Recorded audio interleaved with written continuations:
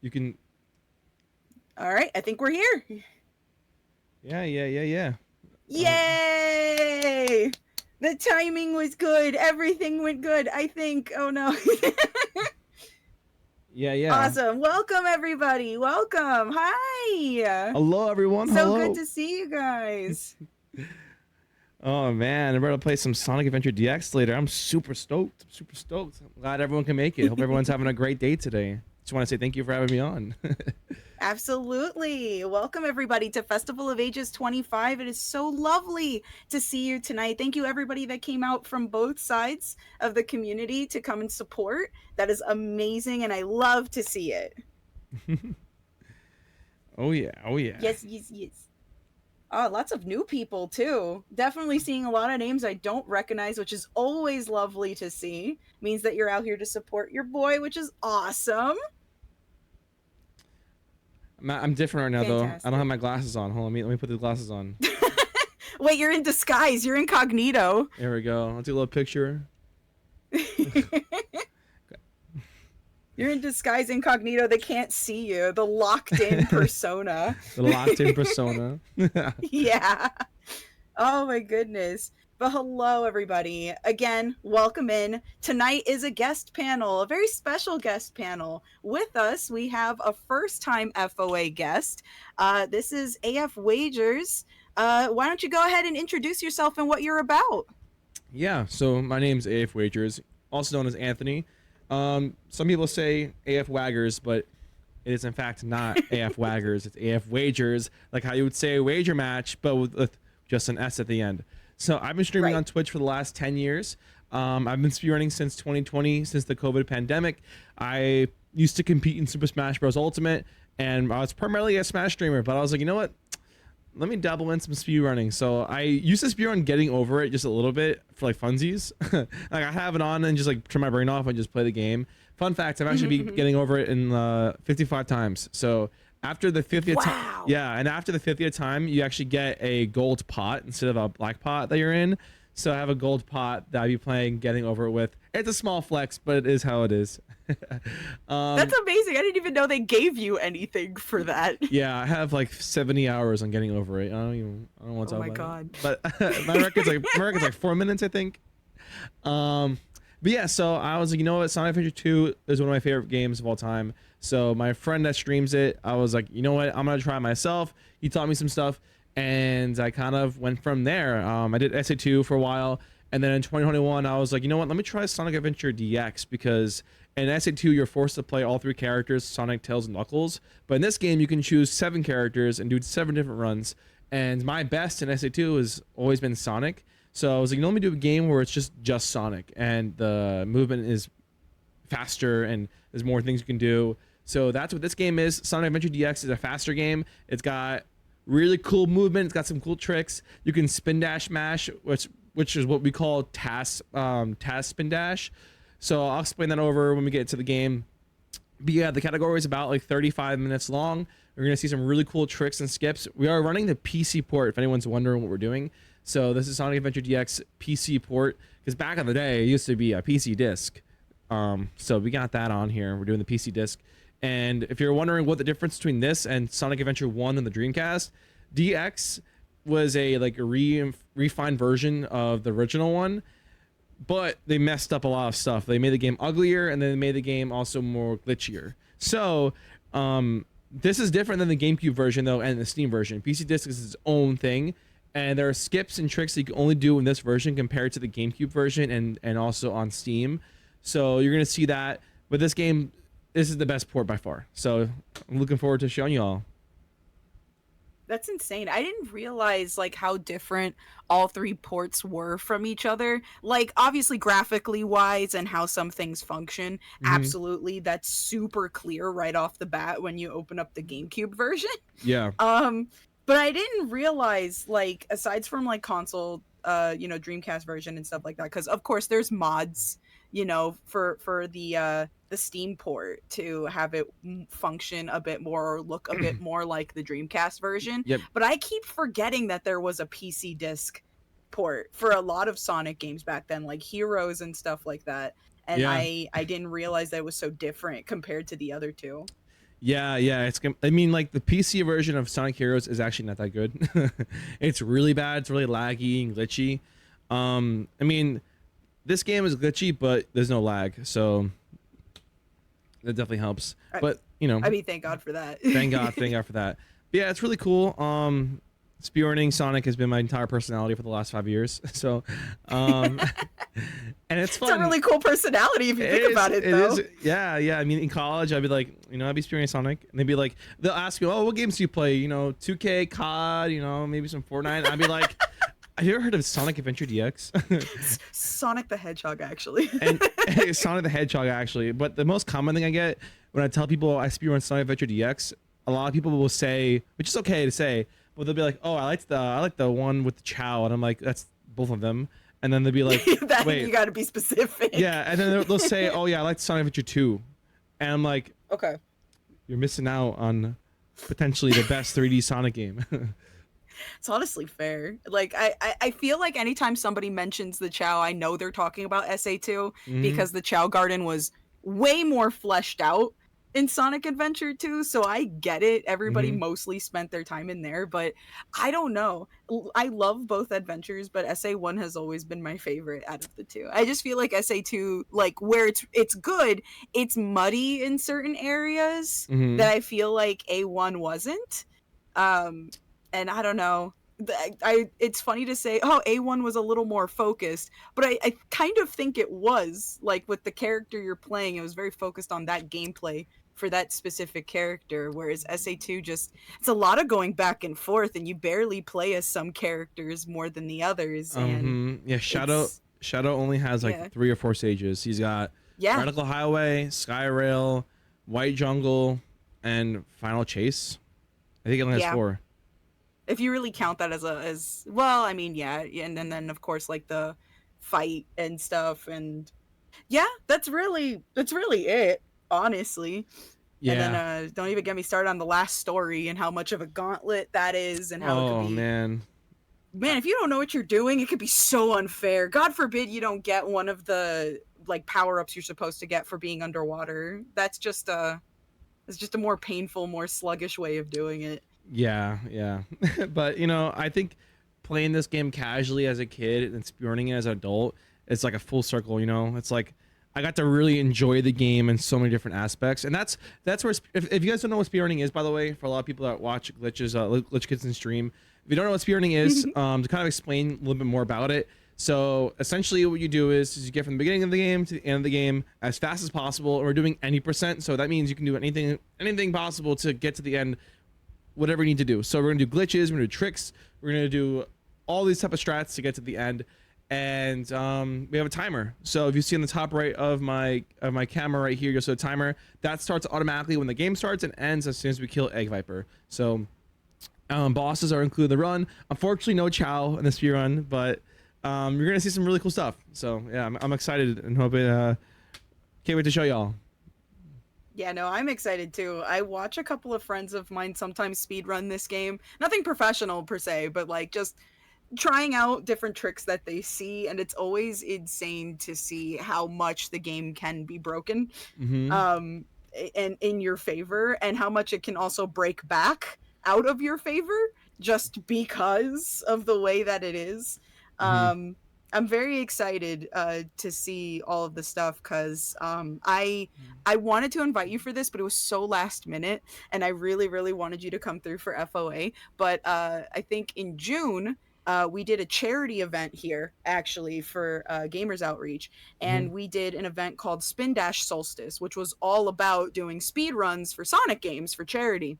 And one of the ones that we did was Sonic Adventure, but with a twist. We had 4 people go head-to-head in a speed run, and they only had to complete Sonic's story from beginning to end. It ended as soon as Egg Viper was done, but it also had Chaos mod attached to it, as well as randomizer. So pretty much a bunch of stuff would happen out of turn. A lot of items would randomly spawn, lots of random death planes, ring allergies, other stuff like that.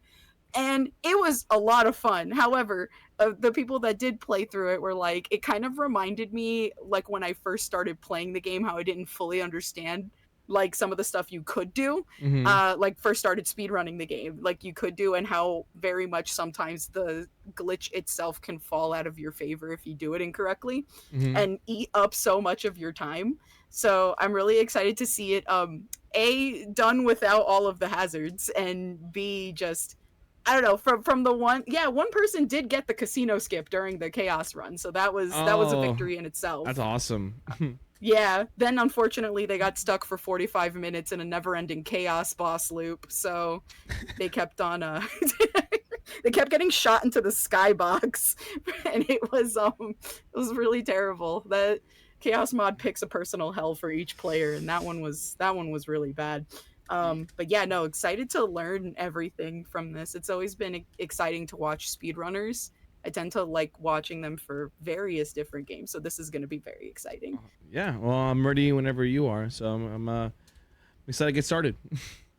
Yeah, absolutely. I'll ask you some questions here and then while you're doing the speed run. Nothing too crazy and nothing crazy distracting, I promise. No, that's okay. I can talk and run. Oh, awesome. The confidence. I love it. Okay. Oh, yeah. I am ready to start when you are then. All right, chat. So, type 1 in chat if you're ready. Y'all ready for this, guys? Yes. Are you guys ready? Are you ready for the loveliness, the awesomeness? Everybody's like, are you going to be able to land the Twinkle Park skip first try? I wonder. So, we'll get to that point, but there is a skip called TPSS, which is Twinkle Park Skip.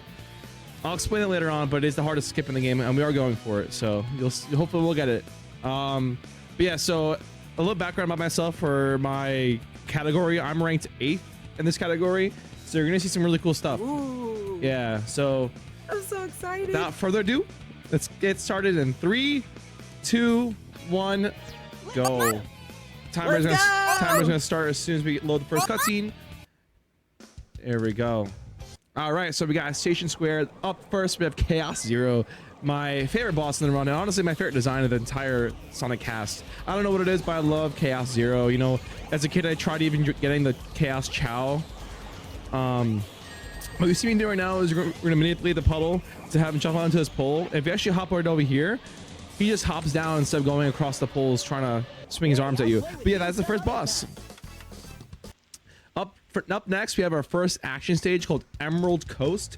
So you're gonna see me going into free cam and auto cam when I pause. So we're gonna go over here and do island hop over this invisible wall over here. There we go. Nice and smooth. All right, up next we have a skip called Whale Skip. So let me see if I can get it real quick. Beautiful, there we go. So we use the hitbox at the top of the Orcane, or the Orcane, the nice. Orca, Rivals of 2 lore. Orcane. Whoa, up the lighthouse, there we go. And that is Act 1. So we actually are doing this thing called task spin dashing. So we load a maximum speed spin dash, and then we have 2 buttons to spin dash. You have X and B, so we just mash X and B after getting a full spin dash to maintain the momentum from the first spin dash speed. Ooh, okay, so that's why you paused at that one point while you were spin dashing. Is it to lock in that speed? So the reason why I paused was actually to switch my camera from auto cam to free cam. Doing that lets me get skips a little easier. But that is Emerald Coast in 1 minute and 7 seconds. And if you see in the top left, the timer went up by 10 seconds. That counts for the capsule for the animals. So it adds 10 seconds for that. Yeah. Up next, we have Windy Valley. But first, we're going to have to fight against Egg Hornet. My favorite thing about this game compared to SA2 is actually the encounters with Eggman, because you actually don't encounter Eggman in SA2 because it's all through Tails. Okay. Ooh, there we go. If it isn't Sonic. Yeah, so we got Egg Hornet, the first encounter with Eggman. So to do this fight, it's pretty simple. We're gonna spin dash away around, and once he does a dolphin dive into the ground, we're gonna spam our homing attack button as fast as we can, and it's gonna manipulate Eggman to just stay there, and we can get all 3 damage in 1 hit.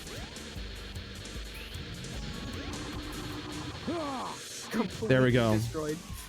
Not even a chance. Not even breathing room. Eggman had no shot. All right. And that is Egg Hornet. The capsule is like taxes. We hate them. We sure do. All right, so now we got the Windstone. We're gonna bring that over to Windy Valley, and I want to explain something to y'all real quick. So in this game, there are 7 characters, and the majority of the characters actually revolve around Sonic. So they reuse the stages from Sonic and incorporate them into other characters like Gamma. So Gamma actually has Windy Valley in his stage list. So we're gonna glitch over into Gamma section to finish the stage early, just like this. Whoa. And now we're making our way to the end, and we're in the tornado. So we're gonna just took it. just like that, and we can enter these magnets in a spin dash state, so we can homing attack at the last one, the second to last one, so we can get onto the bridge like this. Oh, that's so cool. Oh yeah. Now we got wager skip. So I'm gonna go into that in just a second. Let me just focus real quick. You have your own skip.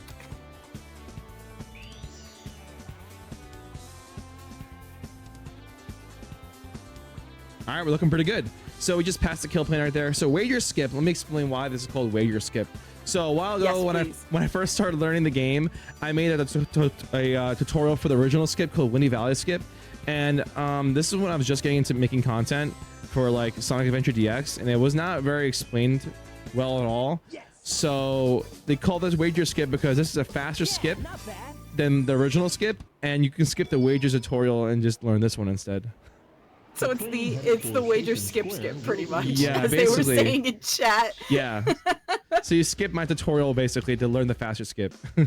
That's super funny, actually. We're gonna make our way to the sewer, get our feet a little wet, get some new shoes.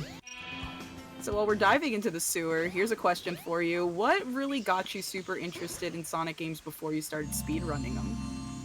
Like casually? Yeah. So casually, my older brother is 6 years older than me, so I grew up with a lot of his games, and I think as a kid you kind of just like get the games you get. And my parents bought my older brother Sonic Adventure Battle, and as a kid I just played the crap out of that. But really quickly, Sonic likes to steal, so he prefers to steal over gamble. So we're gonna actually make our way through this wall and just steal the Chaos Emerald. Yes. Nice. What a thief. What an excellent form on that one immediately. Oh, hi, Tails. Welcome back. Where did you go? Where'd you go?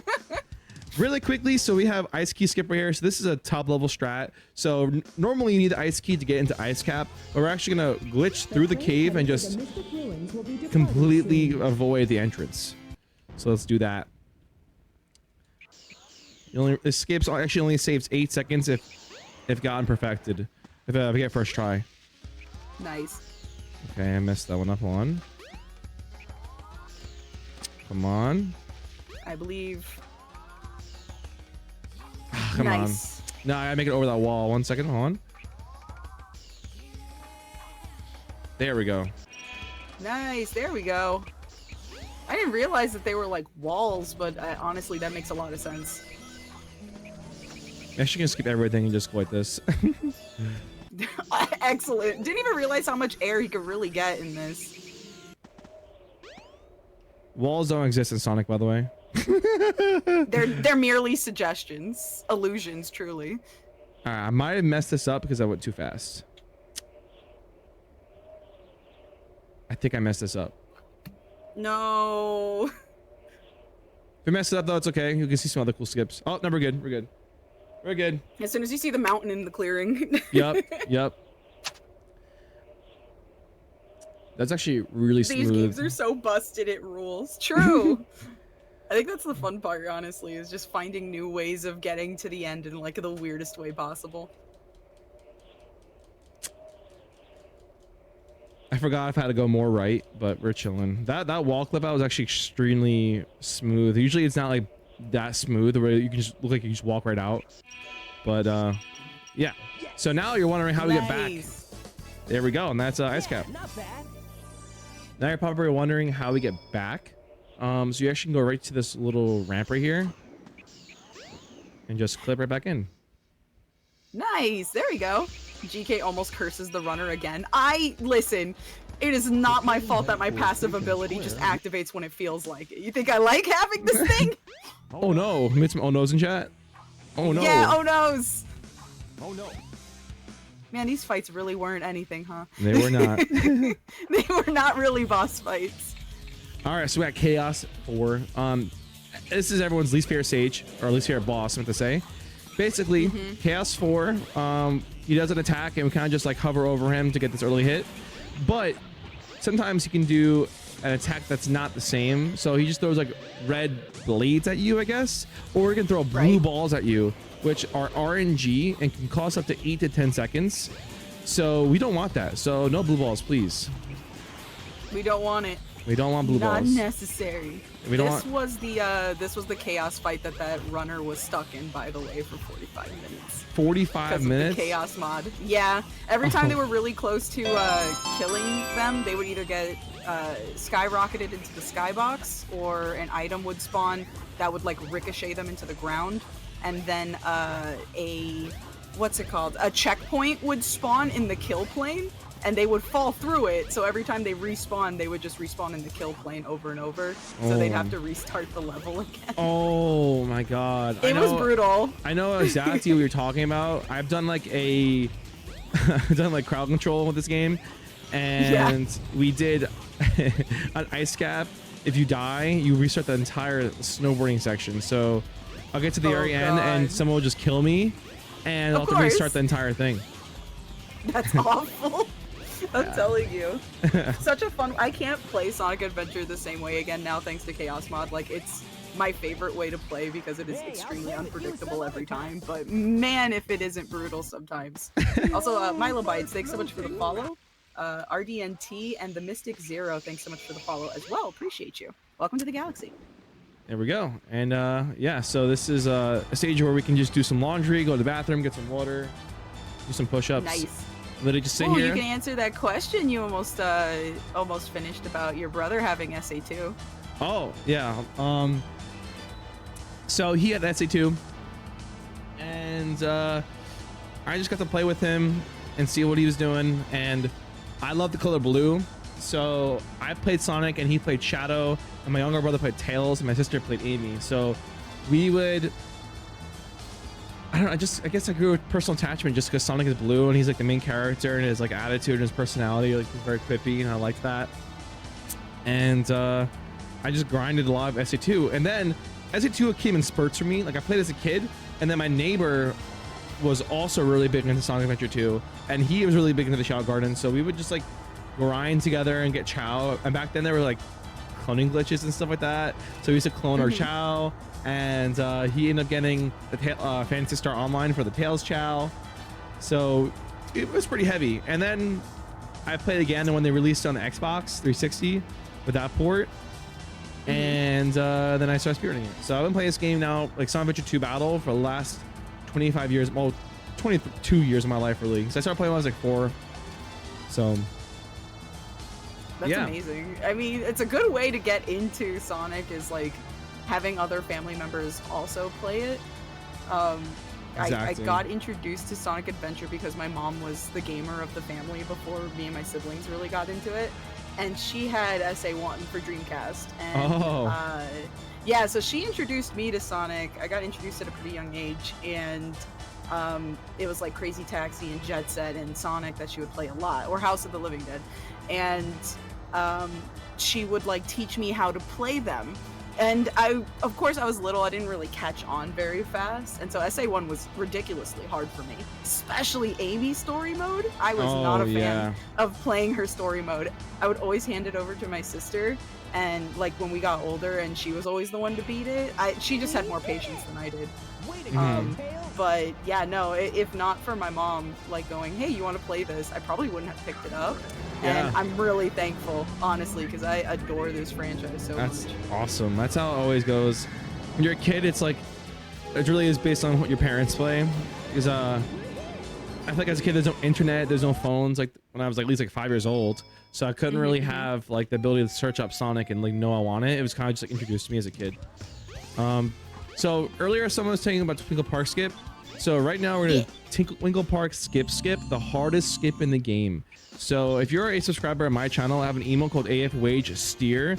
Anyone got that? Let me see it. Some good luck. Basically, I'm excited to see this one. Yeah, the way this works is it's RNG. So there's a bubble of rings that gives you a specific amount. You need over 50 rings really to get the skip consistently. And we're gonna use every 10 rings to boost your speed. So you need like +5 of speed to make it over a ramp, to go over a kill plane, to make it towards the end of this track. So let me just focus on here real quick. Okay, we have enough.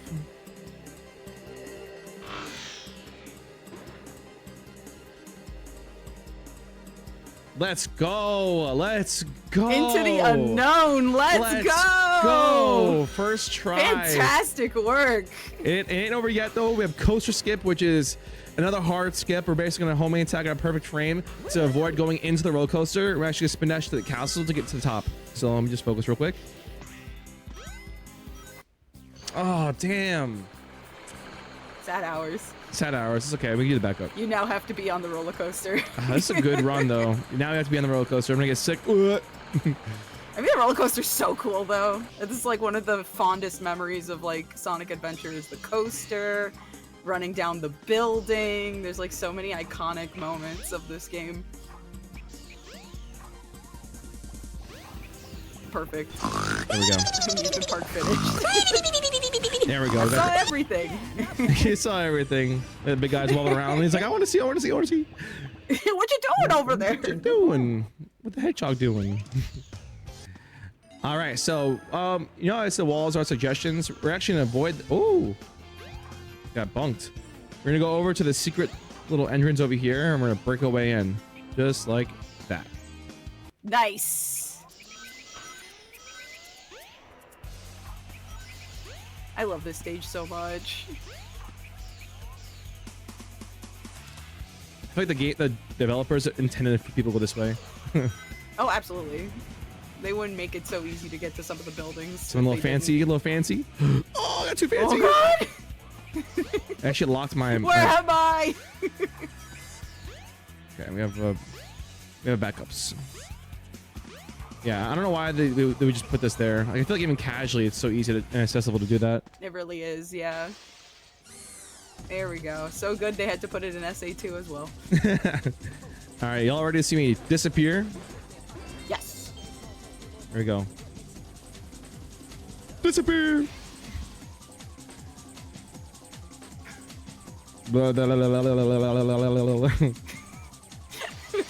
Walls truly are optional in this game.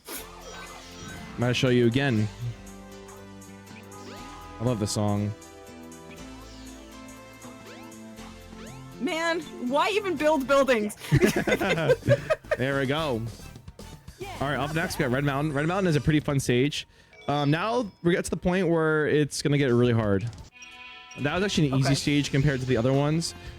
So we're actually gonna skip right into this wall right here to glitch onto the other side, just like that. Amy? Oh, man. So the game thinks we entered this area through that wall, so we don't have to go all the way around into the hotel. That's not as easy as it looks, by the way. I probably would have messed up immediately. Hello, Amy. Goodbye, Amy. Goodbye, Amy. Go save yourself. She's got this. She'll be fine. Gamma saves her. Yeah. She gets released from prison. We love Gamma. We are a Gamma household. Some wall running. Sonic's a ghost. It's true, honestly. Nobody's told him and he doesn't want to accept it. I got into Sonic because I was born into this world with my first plushie being a Sonic plush. Understandable. I used to have, I had Sonic 1 and 2 posters in my room when I was little. That's awesome. My dad at the time, he worked at the Virgin Megastore that used to be a thing. And they used to get all that stuff early. And so he had a lot of Sonic stuff like early when they were being shipped out.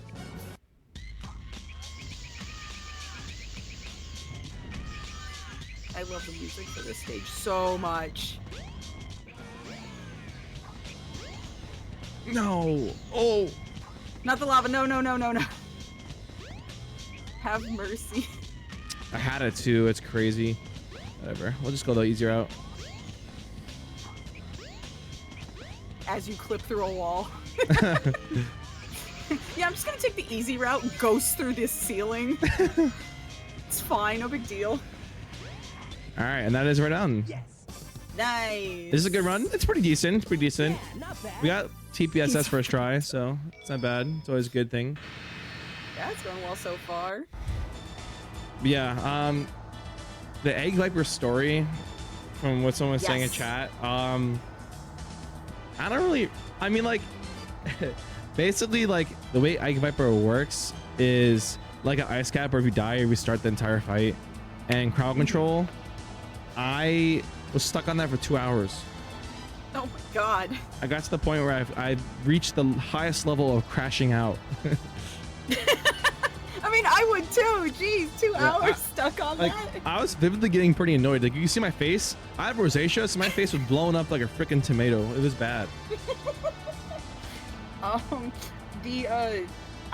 When I first did Chaos Mod, and I blame Brent for this, I really do, because he had gotten me into it, and now I can't play SA1 without it being Chaos Mod of some sort. Hey, there he is, the freaking guy. Hi, Brent. I see you in chat. Hi, Brent. You villain. Thank you for the stretch. I had a thing where I would challenge people after I would finish a story mode of Chaos Mod. I would challenge another streamer to do a Chaos Mod of the same story, right? Mhm. So I challenged my friend BZ to do Sonic story mode because that was the first one I finished. And they got to Egg Viper, and they got the ring allergy twice, and then they got the death loop where you just randomly die and then you respawn again. Oh boy. No lie, they died in the same spot. Like, they couldn't even move, but the death loop for 100 times during that stream. And each death, we just kept cackling and laughing, and I was counting each one out loud. Oh And my once God. we hit like 50, we realized this thing was like going for broke. And once it hit 100, they were just sitting there like, I don't even want to play this like level anymore. Oh. I'm like, I am so sorry. I've It was really crazy. been there. Really Yeah. awful. So funny though. There was another time where I've ran this game on a dance pad before. My first Oh my God. Yeah, my first ever time doing that, I was stuck on final egg, right? Yeah, final egg for like 3 hours. That stage is extremely hard because it's like a lot of like vertical situations where you're going up and down the elevators. So it was like really difficult. And this stage specific was hard too because getting the target at the end was pretty hard. So I had to figure out how to do this on a dance pad. You'll see I'm gonna lock onto 6 targets to open up the ship to detect the laser. If I'm holding A right here, you'll see I'm holding A, and I'm gonna go like this, get the 6 targets, and just mash A towards the middle. And that's how you beat this boss really fast. That's awesome. What the heck? Yeah, so you have to lock on. Witchcraft. So you have to lock on. It's so hard on a dance pad, but I figured out my ways. I had magical Also, feet. Poison Ivy, thanks so much for the raid. I appreciate it. Hello, beautiful Chaos Kitten. Hello. Thank you so much for bringing your lovelies. Welcome to FOA. Good to see you. Hello there. Don't get too Also, many stop throwing ideas. stuff at me. Jimmy, you've thrown an orca, 2 Chaos Emeralds, a monkey ball, and a capsule. I'm gonna get brain damage. All right, so we got Sky Chase. Sky Chase is a pretty difficult stage because there are no checkpoints besides going between Act 1 and Act 2 and Act 3. So if we fall, we just restart. So I'm just gonna take a second just to kind of process this real quick. Whoa!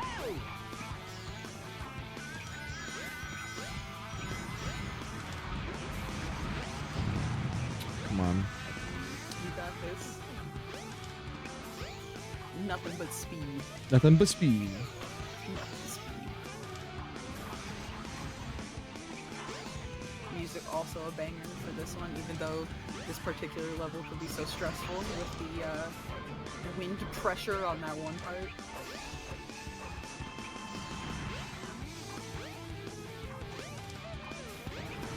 Love. Okay, that's Act 1. Nice. This part is pretty hard because it's timed. Because the ship moves if you don't move fast enough. And we can't get to this part if we take our sweet time. Okay, there we go.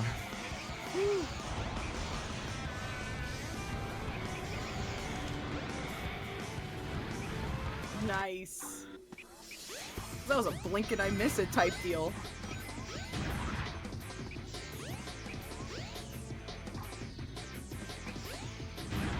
I missed it. It's alright though. Luckily there's that button right there. Yes. And then we just go in that capsule. This part of the level usually traps people for a while because it's not super clear where you're supposed to go exactly. Yup. Okay, we got Chaos 6. So anyone that's a casual Sonic fan, take notes on this because anyone can do this. So after we get the ship transformation, we're gonna fight against Chaos 6. And Chaos 6 is pretty cool, but we're gonna fight Gamma really fast. I don't like to even think about it because Gamma's a pure soul. I love Gamma so much. So we can actually get here fast enough. We can skip the Amy cutscene, and then we're gonna go right onto the ring button here. Right dash. So if you wonder what I'm doing there, those orbs when I do a spin dash act as a hitbox, so you can actually get like I did this earlier when entering TPSS to get the upgrade. You're probably wondering too why I get the upgrade if I don't need it. It's just for story progression. You can't progress unless you have the upgrade. But we basically use the orbs to hit the buttons behind doors and stuff like that. But we have Chaos 6 here, so he has 3 or 4 hits. You can kill him actually in 2. So if you use your, so we're gonna use her here. If you hold spin dash and get this move ready, you can do this and do 2 hits rather than 1. Nice. Yeah.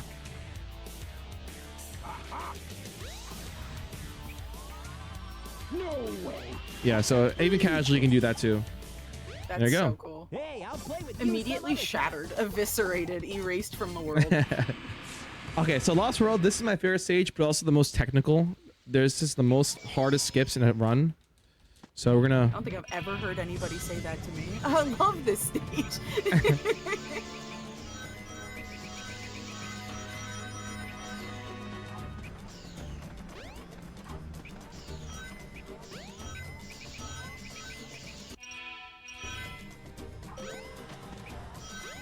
Love when the song goes, I don't know. The stressful room. Oh, Literally done with- damn. Oh no! That's unfortunate. Hate the snake room.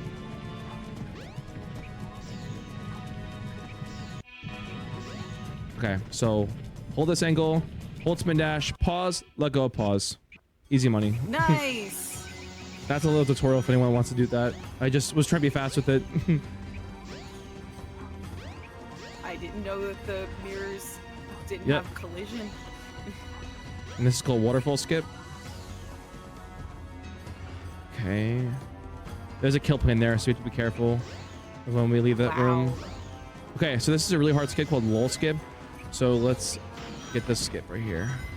Really difficult.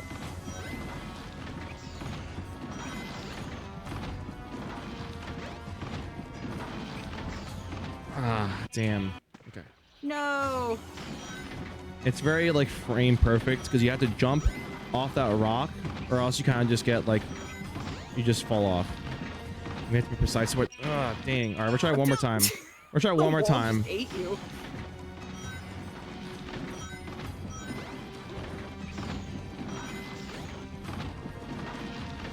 Okay.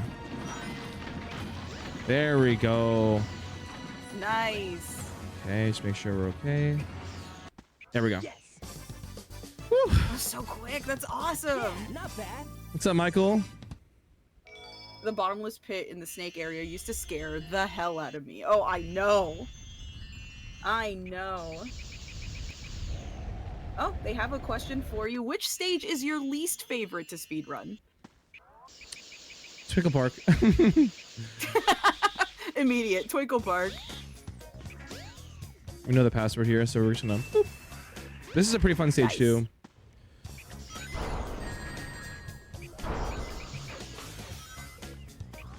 Also amazing music. The OST for this game goes so hard. So hard. This game is the music in this game feels more retro, and SC2 feels more like punk. Yeah. Okay, that's why I got the checkpoint.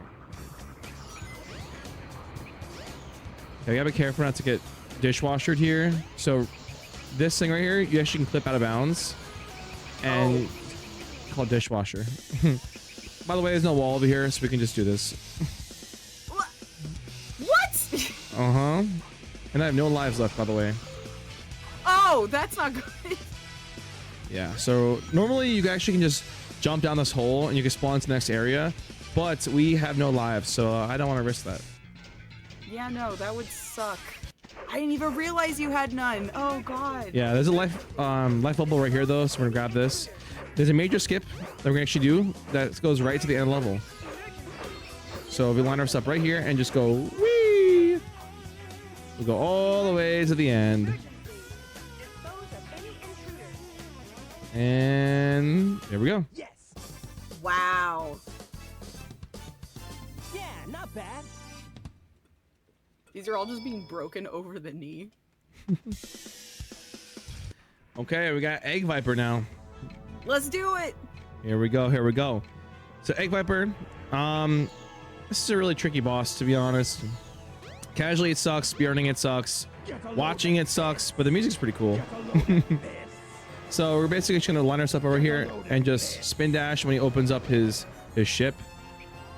You have to be careful with the timing though, because obviously you want to hit him as early as possible for the speedrun, but doing it too early can make you lock your controls and you can just fall right off. Oh my god. Yeah, it's more tricky right here. You'll see what I'm talking about. But the visual for it is as soon as he opens the doors, like watch. Like that. Oh, I see. Yeah. Get a load of this. Get a load of this. But if you hit too early, you just fall to your death, you know? You just drop. That makes a lot of sense. I've seen like some people when they play this randomly, they'll just stand still and drop for no reason. I always wonder why that happens. Okay. Good. It's a scary boss, to be honest. I think this fight's way harder than fighting against Shadow. Yeah. Like an SA2. I mean, Bio-Lizard's also pretty... I don't know, I think that fight's like... I don't consider it easy, but as a kid, it's pretty hard. But this, I feel like playing this is harder than going against Bio-Lizard. I don't know. Also, this is like there's more threat to just dropping on this one than Bio-Lizard. You don't just randomly fall out of the sky unless you like completely run out of rings. Exactly. I love the music for that. It's insane. Well, yeah, that too. See, this is what I'm talking about. This is what I'm talking about. I don't know what happened there. I just fell through the Beyblade. This is why Sonic Adventure DX is Sonic Adventure DX. You get to see one of the classics. That's the first time it's ever happened to me though, where I fell through the Beyblade. Just right through. The stage is not like me. I feel like it has a timer as to when it's actually like an item, like an actual collision item. Yep. See what happens? Oh, it's hard. You have to be head on, or else you just. That's ridiculous, though. Yep. So, chat, how you guys liking the run so far? Enjoying Sonic Adventure DX? It's pretty cool, right? You guys having a good time? Oh, another thing I can explain too. So I'm doing this thing called homing attack cancel. So when you jump, you can actually press the B button when jumping for your homing attack at the same time. Oh, directly right after pressing A, and you can get a little more distance. So this is a regular homing attack. This is a homing attack cancel. Oh. So that's homing attack cancel regular. That's so cool. I didn't Yeah. know you could do that. And you kind of just like. I liked the run up until Egg Viper. Understandable. Yeah, and this cool tech like spin dash hover, where if you hold your spin dash and you hold A while you're gliding over something, you actually can keep your horizontal frames and actually go a little further off the platform and kind of glide off. That's pretty cool. Called a spin dash hover. So awesome. There's so much movement tech in this game. Yeah, and the coolest thing too is a lot of it's actually similar to SA2. That's why these games. That's why I learned this game super fast, because I was already running SA2 for a year, and Sonic in this game is just like SA2 Sonic, but more. It's just better. A little more options. You also can jump cancel too, which allows you to completely control your vertical momentum. So it's like super good. Like I can do this when I get a certain height. A lot of cool stuff you can do with Sonic. All right. Well, let's try this one more time. That's what I was trying to do earlier. There but we go. Eggman had other plans. But can we get a little of this in chat? I see one so far.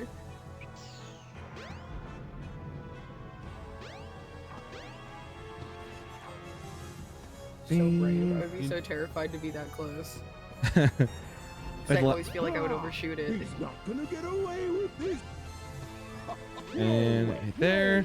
And then fun fact, if you're afraid of getting knocked off here, you actually can stand right here at this ledge, and no matter what happens, you're not gonna get hit off. He can hit this platform, but I promise you, watch, I'll take my hands off the controller, take a sip of my Gatorade.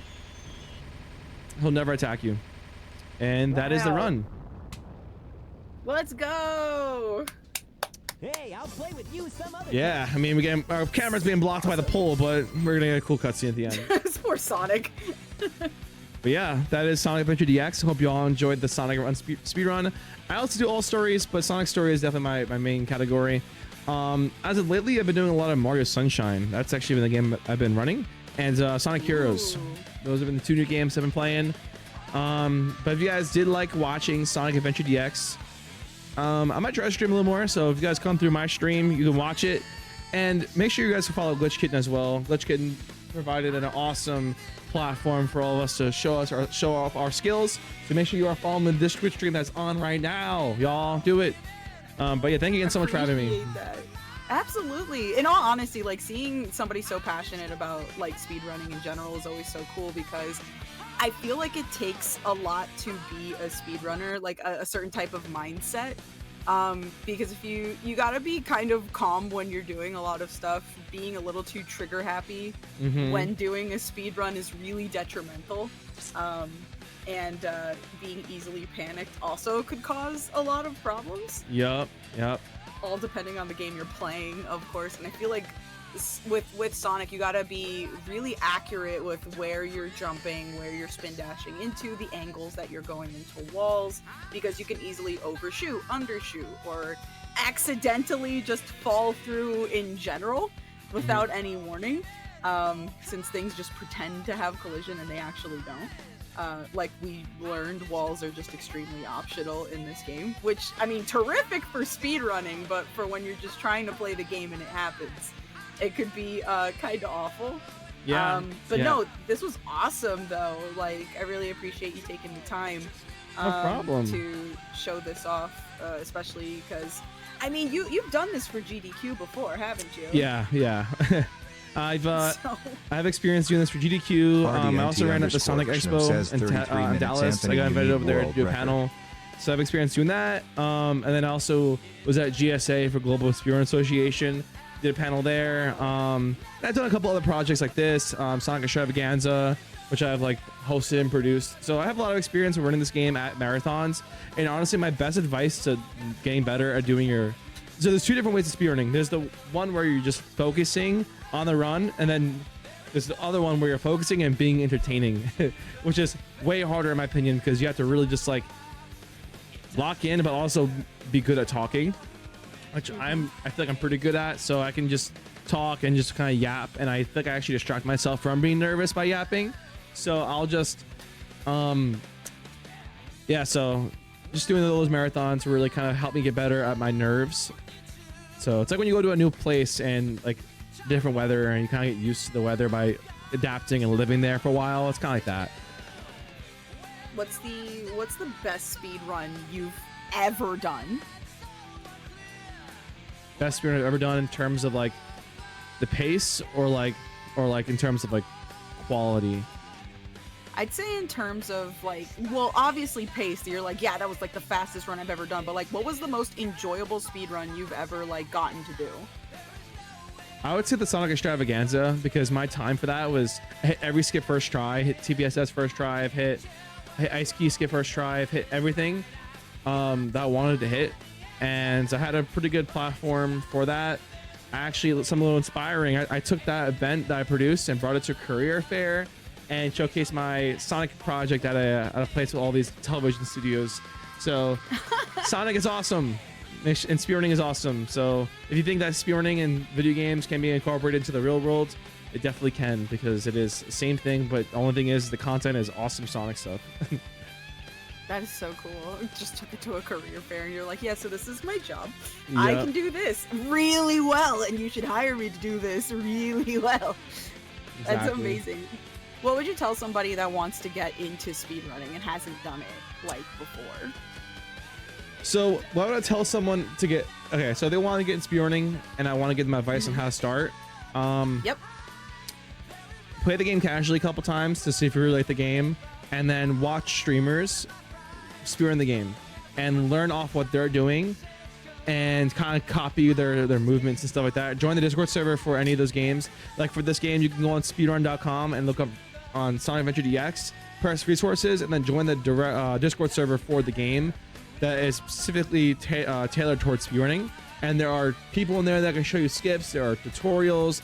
On my YouTube channel, I personally have a couple tutorials on how to run this game. So if you want to learn this game in particular, definitely check me out and watch me stream and watch my YouTube videos with how I do it. So yeah. And I see a lot of your Instas posts that talk about like speedrunning in general, is showing off some of the stuff. It's always Sonic Adventure that I catch, obviously. And they always look so fun. You always make it seem so easy though. Like you just pull off the skip and I'm just like, how did you even manage to do that? Like it just, I can imagine it takes so much skill and concentration to just get it correct in the first place. You get to listen to cool sounds. Honestly, if I'm being for real with you, it we put some sadness music on. Oh no. It's a lot of dedication. It's a lot of sweat and tears. You gotta sit there and grind for hours. Your lower back's gonna hurt, but it'll be worth it at the end of the day, because then it makes you unique. Yeah, I mean, obviously lots of stress when it comes to wanting to nail these things down, especially going after certain records. I mean, who doesn't want to be a world record holder, right? Exactly. Like that's pretty cool. Who's not going to strive for that? So I can only imagine it's a lot of dedication, a lot of work that goes into that in the first place. It's never going to happen first try, as much as we'd want it to. But I can only imagine like how much time it really has taken you just to get the skips that you have down now. Yeah. When I was in college, I had like computer set up in the game room, and I actually brought my USB stick with Sonic Adventure DX on there and my controller.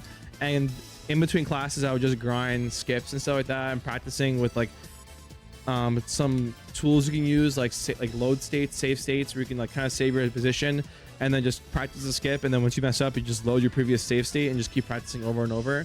So that is a way to learn. And just like when you're watching other people, kind of like pinpoint like visuals to like what they're doing. Like if I'm doing Casinopolis skip, I'll look for a specific spot on the wall and spin dash hover onto the rings and kind of just get the movement down for that. Yeah, the casino skip, I'd always seem like that was a make or break for a lot of speedruns that I see done for this game in particular. Like as soon as they don't get it the first time, they just start all over again. And I'm like, why is that one so ridiculously difficult? Like you can get through the wall, but then you might get stuck, or you might accidentally just warp back into the room, or just fall out of the world and have to do it again, and it needs so much time. Well, fortunately, I do have a really good tutorial on how to do that. So if you want to learn how to do it, I can definitely show you. Yeah. And I've seen friends like pull it off, and then I've also seen friends fail at it like immediately and go, well, there goes the run, gotta do it all over again, because resetting up is just gonna eat more time. And I was like, that sucks. Yeah. And there's like a bunch of skips that are like that, especially in SA2. I feel like there's a bunch that are also like that, where you just gotta be like, okay, run is dead, gotta start again, because getting to the point where I gotta set that up is gonna eat more time, and there's no point in it. So that could be a little depressing, but I completely understand. Like, it's the grind, you know? It's the grind mindset. It is. What is, out of all the games that you have sped run, what was the most difficult to really like get the hang of to do like skips for? Sonic Adventure 2. That game has a lot more skips that are a little harder. In this game, it's more of an open world in terms of like the games. SE2 is more linear, more of like a hallway. So when you're doing Sonic, it's like you're just going right down the hall. In this game, it's like open environment, so you can kind of utilize the open environment to get to spots. Like But Destiny 2, the skips in that one are a little more crucial too, and you have to also learn knuckle stuff, which is a skip in its own. Yeah, I can only imagine with all of the emerald searching. I heard for that one, they're in particular spots like all the time, and I think they only swap every so often. Like you could restart to get them in a particular spot. From what I've heard. Wait, what was the question again? Well, from what I've heard for like Knuckles in particular, like the treasure hunter stages, to find the emerald pieces, that you could restart the level to get them in a particular spot or to spawn in a particular spot in order to do the level faster. So in Death Chamber, you can, as a good example, so there are certain pieces like, so if the first piece is a blue room piece, majority of the time that the second piece is gonna be a red room. So what we can do is you can get the blue room piece, reset by like killing yourself with Knuckles, and then now when you respawn in Death Chamber, you always spawn in a red room, so that second piece will be like right there. So there's like strats like that. Oh wow, I didn't realize that it would also have to be with like you, like I guess not resetting, but more just like dying and then coming back and you spawn in a certain room. See, there's all those intricacies that like I feel like my heavily distracted brain would not be able to handle. I wouldn't remember like all of that stuff, the checklist of things in order to make a skip actually work. I feel like I would just kind of just fail at it a lot. It's just a lot of practice, you know, a lot of practice and just doing it all the time. Like it's really what it's all about. Is there any other Sega franchises that you enjoy besides Sonic? I played Jet Set Radio, but now that's not Sega. No. Jet Set is Sega. It is Sega? Yeah. Oh, yeah. I played as a kid. I would be really sad because we do Jet Set for the festival. I'd be like, wow, I've been lying this whole time. Yeah, there's actually a game called I think Stargazers, which is like an indie game that's coming out that's like very inspired by the Chow. So that was cool. Yes. It's like Kirby Air Ride meets Chow Garden, and you actually have your own Chow Garden and everything, and get stuff from the open world. It's pretty cool. So I'm gonna definitely try and play that. Yeah, no, I've seen that one. It looks so cool. Like the aesthetic is so on point for what it's trying to convey, and I love it. Oh yeah. But yeah, no, I think it's just really cool, like how much passion you put into like speedrunning in general. Anytime that I've checked in on your streams, it's always such a chill vibe. It's always very fun. Your audience always seems like they're just having an amazing time each time I've ever checked in. Thank you. So I feel like that speaks volumes for not only as a speedrunner, but as a content creator and a streamer in general. I appreciate that. Thank you. Yeah, absolutely. It shows in spades, honestly. And just you doing the run here today, I could definitely see like the enjoyment you were having, just like bouncing back and forth with me, with chat, with the game itself. Like that's a genuine reaction. It's always so fun to see. It is nothing to be ashamed of. It's an amazing thing to see. Yeah, an amazing time teasing Anthony. No, we don't want to distract the streamer from what they're doing. You're supposed to be supporting. Whose side are you on, RD? I have a few other questions, real simple, and then we'll go ahead and wrap up. Okay. These are simple lightning round questions. Super ready? Yeah. All right. So, first one, super easy. What's your favorite Sonic character? Is it bad to say Sonic? No, it's not bad to say Sonic. I mean, it makes sense. It's his games, right? Yeah. I just He's want to not be basic. gonna like the Blue Blur himself. Exactly. And it's not basic, if anything. There's always a reason why we gravitate towards certain characters. It's never always going to be the most simple one. We'll be like, oh yeah, you know, he's the hero and stuff, but then that obviously means we just really like the hero archetype in characters. That speaks to us. Nothing wrong with that. Ooh, favorite stage of all time in Sonic Adventure, hands down. Lost World. Lost World. So again, that's so interesting because I don't hear a lot of people usually pick that one. It's always Emerald Coast, or it's always, you know, Speed Highway and other stuff like that. Like, what makes Lost World your favorite? Like, what about it? I like how technical it is. Like how the skips in that stage are pretty cool because I'm consistently mashing and going really fast, like going through the tunnels, glitching through the door, going onto the snake and kind of doing, it's called snake skip, where you go up the snake into the top of the room, bypassing that door without the keys, and then it's just a lot of skips, like back to back. So I really like how fast paced that is. which story mode in Sonic Adventure do you feel is the most difficult to do a speed run for? I mean, so I would say probably Gamma. Gamma's pretty technical because Gamma is not really a fast character. Gamma relies a lot like on the skips and glitches, and I just it's not my favorite. He's like more like a mech character, but yeah, I would say he's pretty hard. And Amy seems like the most slow too. Amy's actually the hardest. Amy's actually extremely difficult. Yeah. Is it because of being hunted down and the fact that she's kind of slow and only starts speeding up after a little bit? She has a lot of technical strats. Like there's a skip called Castle Skip. Where in Twinkle Park, you can go up the castle by doing some really cool moves, but it requires very like precise movement and like micro spacing. Since Amy is slow, it's like you have to hit a very specific spot or else it's not gonna work at all, and then you lose a lot of time because she's slow. Oh no, I'd be the first to throw the towel in on that one. I already can't stand the story mode in general because I'm constantly like failing at like the most random things where I'll get stuck on geometry with her because of her flip like clipping through something. Yep.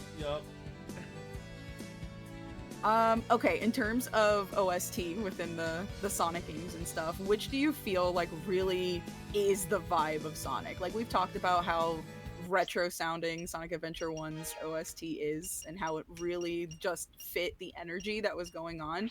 But out of all the Sonic games that have come out, if you've played most of them, which one do you feel really screams Sonic to you? You can hear the stream can hear it, right? The audio. Yes. It doesn't matter, baby. It doesn't matter, baby. But this one specifically, I like version 1 better. This one screams Sonic to me. Yeah. It's a banger of a song, and I feel like it encompasses his personality like to a T. I also don't like the Adventure 2 version of It Doesn't Matter. Yeah. It doesn't sound as like from the soul. It doesn't. I don't know. I think it's just like the way that it just is played. I don't know how to really describe it, but like SA2's version doesn't feel the same as SA1's does. There's like an energy that's missing. I like the part where it's like, it doesn't matter now what happens. Yeah. It just ramps up and it feels good. SA2's feels a bit cheesier. I guess that's the word for it. Yeah. Don't get me wrong, like SA2 has a lot of songs that are iconic, obviously, as does Adventure 1, but I feel like some of the themes just doesn't sound as, I guess the word's not really like punchy. I think it's more so just like impactful. Yeah. I don't know why. I just feel like it hit harder in SA1. Maybe because that's like the first time you hear them and that's why it stands out the most. Because obviously those songs don't exist in the previous games, but like still, I just feel like it just feels better. Ooh, in SA2, what was your favorite stage of all time, hands down? I like City Escape a lot. I know that's like City Escape? Yeah, I like City Escape a lot. It's just a song, you can never go wrong with it. Right. It's also a really cinematic stage too. Like dropping from the sky from a plane on a board and just surfing down like city streets. How is nobody gonna like that? Exactly. It's the best way to start a stage. Ooh, how do you feel like the last half of SA2, which is obviously the final story gauntlet, do you feel like that section in particular is really hard to speedrun due to the fact that there's so many characters and play styles you have to manage, like back to back to back? If I'm being honest, I haven't actually ran last story or final story, but I've watched other people run it, and it's a pretty short category, so it's pretty easy. There's not like crazy skips, so it's actually not that hard at all. Okay. Yeah. I would have felt like it would have been hard just with like the fact that you have to play so many character levels. I mean, it's not really that much, but it's the different styles. Yeah. I mean, and they all have different pacing. Yeah, they all play. So they're all like pretty much clones of each other. Like Sonic and Shadow feel exactly the same. The only difference is that Shadow doesn't have a bounce bracelet, but their speed's basically the same. And the Knuckles and Rouge are the same too, which is that Rouge kicks instead of punches. Eggman and Tails have the same movement and everything. So once you get the basic fundamentals down of how the 3 characters work, it's very copy and paste. Like I'm planning on learning Dark Story soon, and since I already know how to play as Sonic, Tails, and Knuckles, I can just carry that same over to Dark Story and just learn the stages for that and skips. I already have the fundamentals down, so yeah. Was speedrunning how you got into content creation first, or did content creation come first for you and then speedrunning after it? Content came first because I've been streaming since 2015, and I used to stream Super Smash Bros. For the Wii U and Splatoon. So that's how I got into it. So I've been streaming for pretty much a long time. Yes, since I was 15. Goodness. Oh my god, you have been around forever. You're a veteran of the streaming world. Yeah. That's awesome. Nah, earn your stripes, earn your stripes. What's been the most fun, like, streaming in general? Like, minus the speedrunning, which obviously is fun, something you're very passionate about, but like, what really makes you enjoy streaming and content creation for all this time? Honestly, it's the people. I met some great friends through this. I have like friends to hang out with like every single day because of streaming.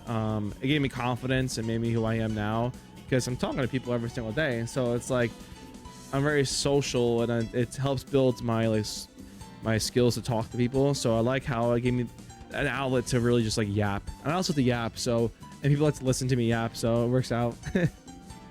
I mean, yappers do make like the best streamers most of the time. You got stories to tell. There are people that want to hear it for sure. Exactly. All right, 2 more questions. First one, if there is a Sonic game out there that you would love to be made that isn't a genre that's been done already, what would it be? A Sonic game that hasn't been made? What do you mean? Because you have your racing games, you got your platformers and stuff like that. We've even had a visual novel come out and stuff, but there's obviously a bunch of other genres that haven't been done, like horror and rhythm and a whole bunch of other stuff. A horror Is there Sonic, any type of Sonic game? A horror Sonic game could be kind of cool, but like an official one, not like Sonic EXE. Yeah, no, exactly. I mean, there's supposedly this fan game that came out recently that mixes Sonic and Dead by Daylight together. Okay. And I've been hearing really good stuff about it. It has only come out like a week or 2 ago, and it's fairly new. But from what I hear, they're executioner characters, which I think are based off the EXEs loosely. But you can play as survivor characters, which are all of the Sonic characters. That's awesome. Pretty much it's you on different maps trying to survive, not get caught by the executioner, and then eventually escaping at the end on a time limit. You have ways of defending yourself as well, so it's not just hiding. You can attack the monster and stun them since they don't have a health bar, and the monster in turn can also do damage to you. It looks really interesting, and the fact that there's going to be constant updates. Also, very important for a Sonic game, even a fan game, the OST goes hard for no reason. I'm just gonna be super upfront about that. I gave a listen to it and was like, where did this come from? Lyrics? Like actual lyrics? Like, it's super good. I'd recommend it. I think it's called Outcome Memories. Okay, and check it out. funnily enough, it's actually a Roblox game. Oh my and I was God. just like, oh my god, don't we have Speed Sim? And they're like, no, understand, you have to look at this. And I checked it out and I was just like, oh, these models are actually really good. They're all made in the classic style. Oh, wow. So all the characters are made like classic Sonic, like proportion-wise and stuff like that. I think they're adding Silver and Blaze next. Ooh. And the outfit that they put Blaze in looks fantastic with her styling. And Cream even has like an original outfit too.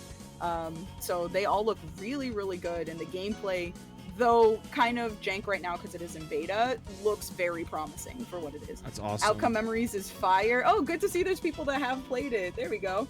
Yeah. I've heard really good things about it because I also agree a horror Sonic game would actually be fire. It would go hard. They have a ton of stuff they could use. Do they have a classic to call? I don't know if they're gonna add to call yet. I just know that they're also adding 2 more executioners. To call would actually be a really good fit, though. I used to call her, when I was a kid, for the longest time, I used to call it Tickle. Tickle! I know that's wrong. But yeah. It's okay. My little cousin used to say Tykel because they didn't know how to pronounce it. So I mean, both kind of sound similar to Tikal, but I mean, understandable mix-up on that one. I'm trying to think what the last question was. I got totally off topic by accident. It's okay. Oh my god. Oh my god, I blanked. Portal Master, thanks so much for the follow. I appreciate it. Oh my god. Of course, the VTuber with ADHD forgot what she was gonna ask. What is it? Oh my gosh. Oh, right. I was gonna ask about Crossworld. So Crossworld's gonna be coming up really soon. Everybody's really excited about that. And there's a bunch of characters coming back with new voices too. We've heard a few, like Jet has a new voice. I think Wave does too. Mhm. Which character are you absolutely going to main in Crossworlds, and like how hype are you for all the stuff that's come out for it so far? I am super hyped for Crossworlds. I actually pre-ordered the digital deluxe as soon as it was available, so I got that down. I'm really excited for SBO, to be honest. SBO is gonna be in that game with Charmy and Vector, so SBO's being pretty hyped to have. I hope the Chow comes back like in the last game. I'm hoping Knights is in this game too. But if I were to main the character, I'm probably gonna main between Sonic, SBO, and Metal Sonic. Ooh, Metal Sonic is a good pick too, honestly. Yeah. Oh, and also, Cream. yay for another SBO fan. I freaking love SBO. He needs to be in more stuff. He's such a cool character. Yeah, he was only in Sonic Heroes, which is so unfortunate.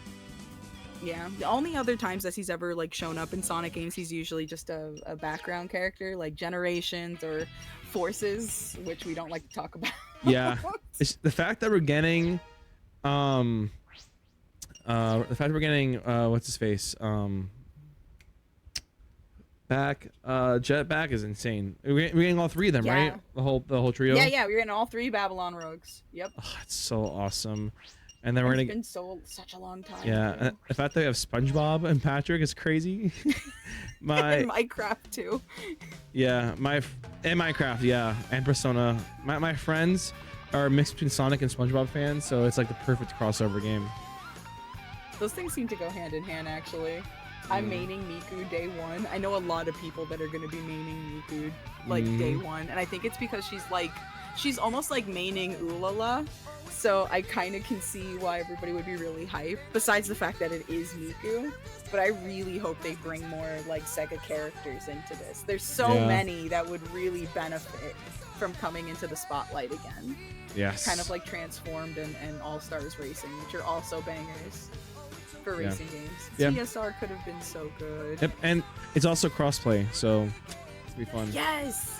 That's such a huge thing too, like, and the fact that like unlike some other racing games like Crash Team Racing Nitro and stuff like that, which they really should have made a PC release for that, there's gonna be a thriving like community ecosystem for this in terms of multiplayer. Yeah. Because it's crossplay. Exactly. I'm so excited. So nobody has to be like exclusive this, exclusive that, or waiting for like a Prime online thing like Steam to be available. The fact that it's gonna be there like frame one is awesome. Yeah. I'm thinking of maining base Mario. Listen here, sir. How dare you? You already have them in like SRB2 cart and stuff. Get out of here. I haven't actually even picked up Mario Kart Worlds. I don't have a Switch 2 yet, so this would be a fun little new racing game for me. I played Mario Kart World and it's good, but I feel like I can't like stick with it. I have been trying though. I feel like multiplayer is absolutely where it's at, but everything else is like the open world is really cool, but after you've like done enough, it feels a little aimless, I guess, unless you're doing it with people. And multiplayer is good too, but I don't know, it feels easier to get thrown in the back and not be able to recover than it did in Deluxe. I feel like in Deluxe you had more than enough options to like get back to the front, but I feel like in World, if you get mollywopped, you are so screwed. You are just back there and that's it. Like there's like no way of coming back unless you absolutely grasp the mechanics. Like the bounce and the grind and the wall run and stuff like that. Unless you have those like down packed and you don't miss, so hard to get back. It's very the skill ceiling is pretty high in that game. Yeah. It feels completely different than Deluxe. It really does. Yeah, I feel like drift is weird too. I got to play the closed beta for Crossworlds, and the game felt pretty good. So I'm excited for it. So lucky. I wanted to play the beta, but I was like, I don't have the console to do this. Yeah, it was a PS5. It was a PS5 thing, and you had to sign up for it. It was weird. Like you had to sign up for the newsletter thing like 3 months in advance, and then they sent it only PlayStation users. So I got lucky. Yeah. I remember there was a bunch of people that signed up and didn't realize, or like didn't read, I guess, that it was PlayStation exclusive, and was just like, so why did you have me sign up if I don't have it? Yeah. Which was really saddening, and everybody was like hoping that they would release other ones for the other consoles, but that obviously did not happen. It's so weird because they gave us a beta like so long ago. I don't know why they gave it to us like way too long ago. Like they should have released it like now to promote the game. Yeah. Like the fact they it's did. kind of weird for them to release it in September. Yeah, they like did the demo like back in like February. I feel like. Yeah, like in winter. Yeah, it's weird. I feel like they should have released a second like beta test or something like that, like a little closer to the summer, just to kind of drum up more hype for it and advertisement. But now the advertisement's coming off of all the DLC characters that they're talking about. Yep. So I guess they're still doing it, but I don't know. I kind of agree with you that they should have maybe had that beta test come out a little sooner. Yeah.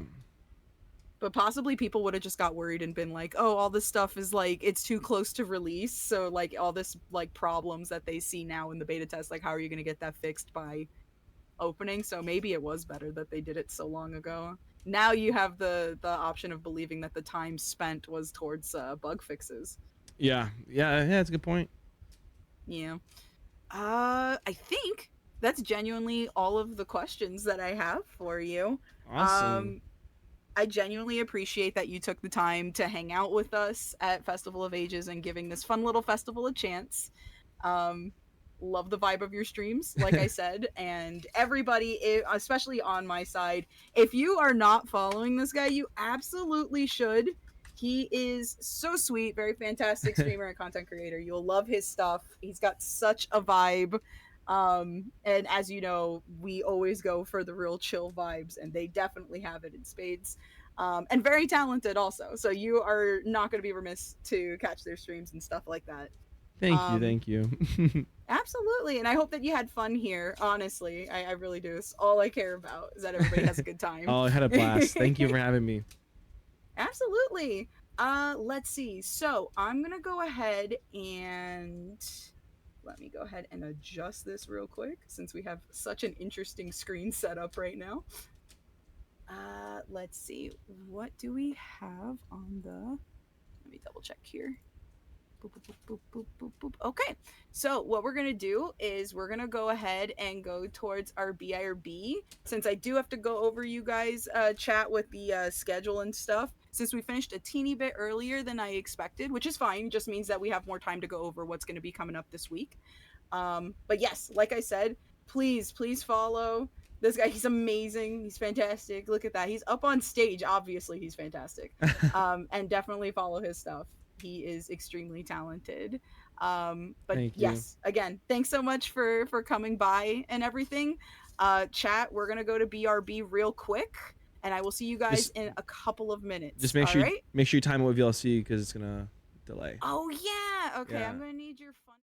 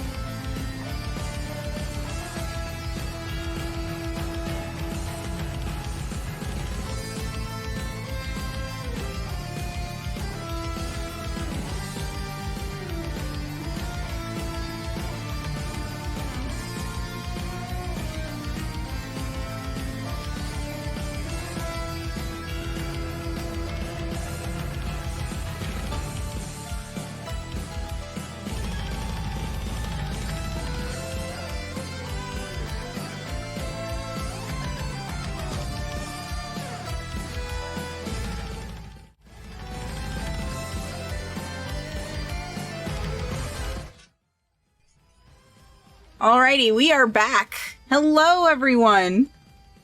Thank you guys so much for hanging tight. Let me go ahead and take a swig of water real quick, because I got something special for you guys. Alrighty, so welcome back, everyone.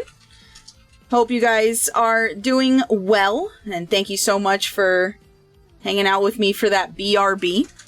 I got something special for you before we end tonight. Again, thank you so much to AF Wagers for doing the speed run earlier. Really, really awesome of them. And we're going to be moving on to something else, a little treat. We have another interview, actually. And this one's going to be done a bit differently. So this particular interview is actually going to be with somebody by the name of Lummh. And they were so kind. Gamma, thanks so much for the follow. I appreciate it. Dude, your name is sending me. Gamma the Hammer Slammer. Let's fucking go. That's fantastic. But yes, we're interviewing somebody by the name of Lummh. And Lummh was so kind as to answer a couple of questions. As you know, I'm a huge fan of the storybook concept for Sonic games, and I really loved Black Knight. Secret Rings I'm not a huge fan of, but I like the OST, and I like what they were trying to go for. But it wasn't my favorite game out of them both, and just as I felt like they were hitting their stride in the storybook series, they just suddenly... they stopped. As was tradition, as was the time, you know? So, a ton of people have always wanted another storybook series to come out, you know? And if you guys remember, earlier on in the festival last month, we interviewed Megma, who is one of the developers, if not head developer, for a storybook fan game that's coming out, which is Sonic and the Dragon's Path. And fantastic artwork for that, and just, you know, stuff that they're talking about overall for that game is amazing. For that to be a fan project and stuff like that. Really excited to see what shows up for that. There is another one of those storybook series fan projects. And this one is actually in the form of a comic. And the comic is Sonic and the Olympus Heroes. Beautiful, stunning artwork done for this particular series. It is fairly new. Hopefully some more pages will be coming out. But the artwork in general for this project is fantastic. And I thought it would be so cool to be able to interview Lummh, who is one of the co-writers for the comic series, and just kind of get some feedback on like the stuff that they're doing or what they hope to achieve with this storybook fan series. So I've got a couple of questions here that they were so very nice to answer. Unfortunately, they couldn't make it to the stage due to the fact of the language barrier, and they just felt like it would be pretty difficult for them to be on stage and be able to answer all these questions verbally. But they were so nice as to actually give me all of their answers written-wise.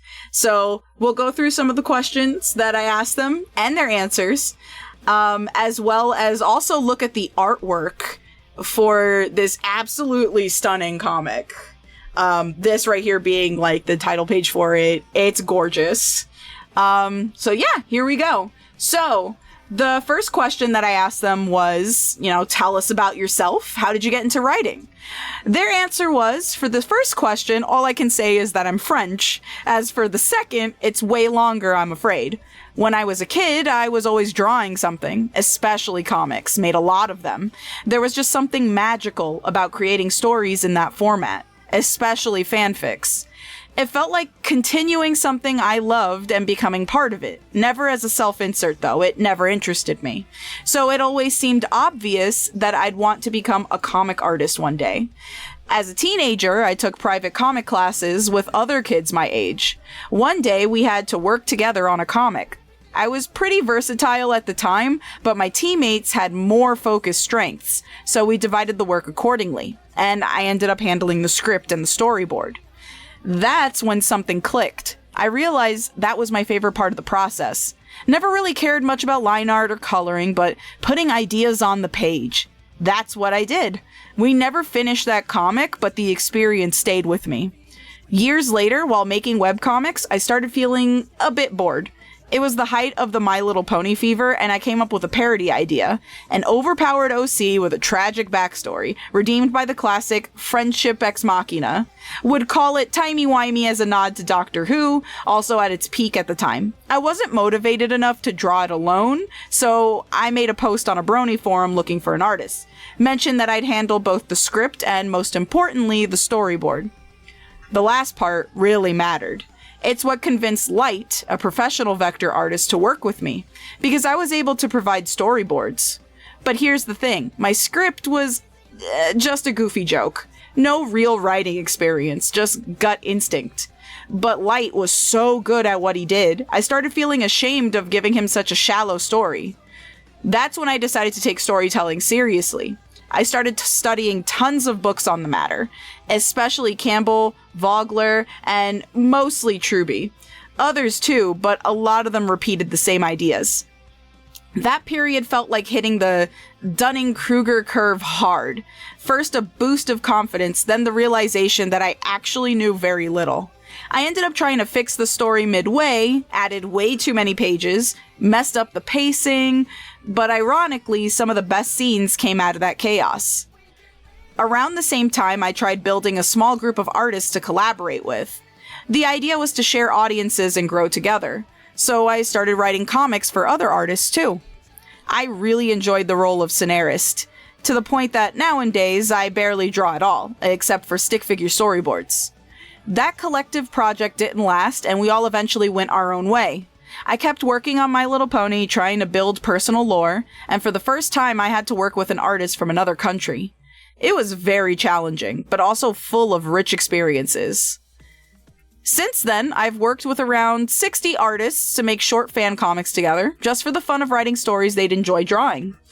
The rule was simple. Short comics, usually 6 to 10 pages max, so it wouldn't feel overwhelming. Number that has grown since, to be honest.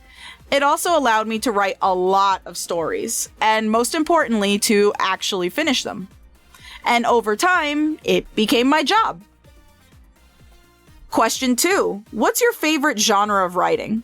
I mainly write love stories, cause that's why I'm mainly paid for, but I wish I could write more cool stuff. I used to write a lot of comedic things, but my humor is quite particular. Which is honestly really funny. That's such a big thing for writers too, is like, I don't think my humor matches a lot of people, and then you like perform it or you show it to people and it ends up grabbing a lot of people. I think that's such a fun concept though. Question 3. Are you a fan of Sega and Sonic?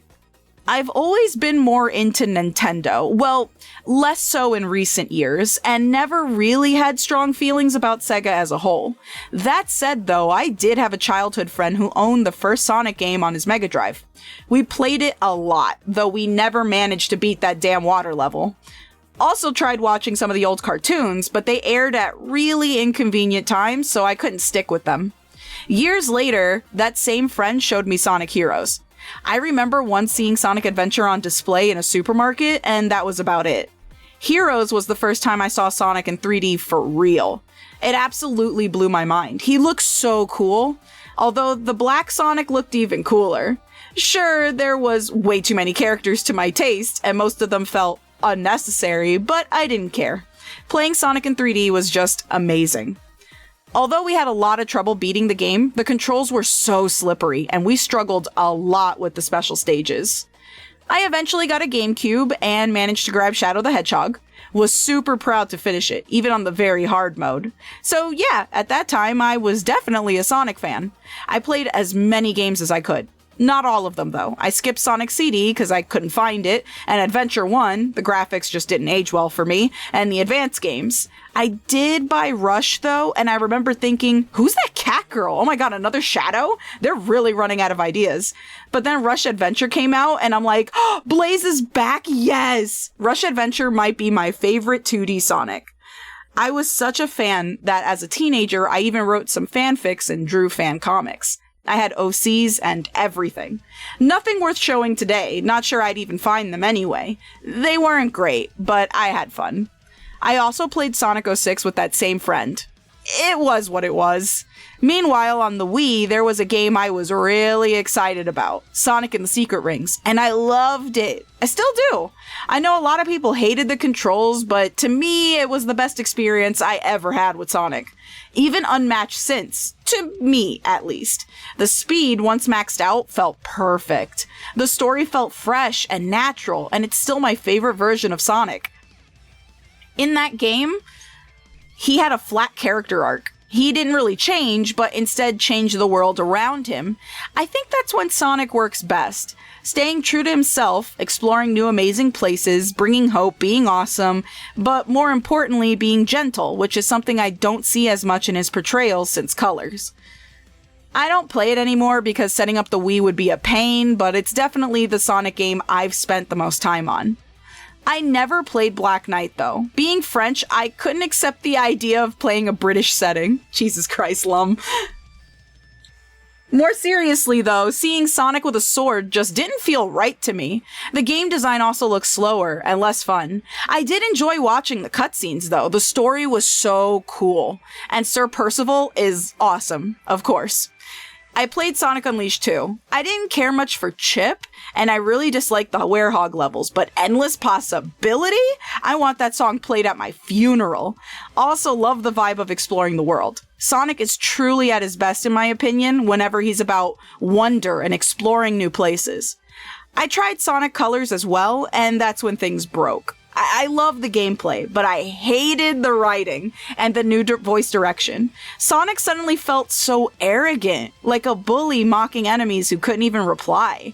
I wasn't asking for Jason Griffith to stay forever, though I do think he gave Sonic a very iconic voice.